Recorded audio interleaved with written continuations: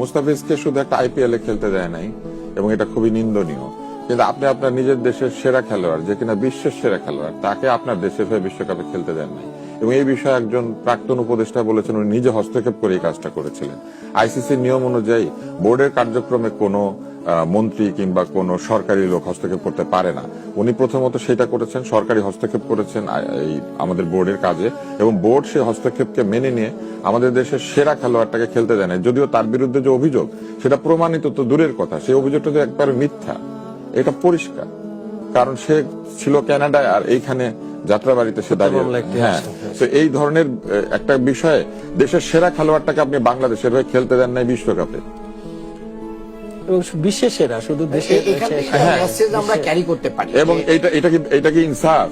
মুখে ইনসাফ বললে হবে? সুবিচারকে আপনি বদল করে দিলেন, উর্দুতে হিন্দিতে ইনসাফ না ইনসাফ বলতে শুরু করলেন। এটা কি ইনসাফ হইল? এটা জাতির প্রতি ইনসাফ হয় নাই।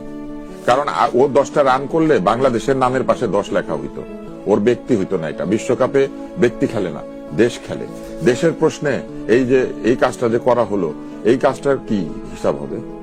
শুধু আইপিএল এ কয়েকটা দিন খেলতে পারবে না মুস্তাফিজ, একেবারে জীবন মানে অতিষ্ঠ হয়ে যাচ্ছে, এটা অবশ্যই অন্যায়। কিন্তু বিশ্বকাপে যে আমার সবচেয়ে সেরা খেলোয়াড়টাকে আমি খেলতে দিলাম না, এটার হিসাব কি?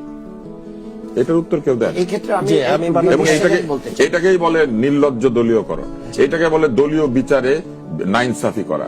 আপনি ছাত্রলীগ করলে, একটু আগে আপনাকে জিজ্ঞেস করছিলেন না আপনি, ছাত্রলীগের সবাই নাকি দোষী না, তাইলে এই সেরা খেলোয়াড়টাকেও তো এইভাবে আমরা বিবেচনা করতে পারতাম যে এখনো তো প্রমাণিত হয় নাই, খেলতো, আমরা খেলতে দিলাম না।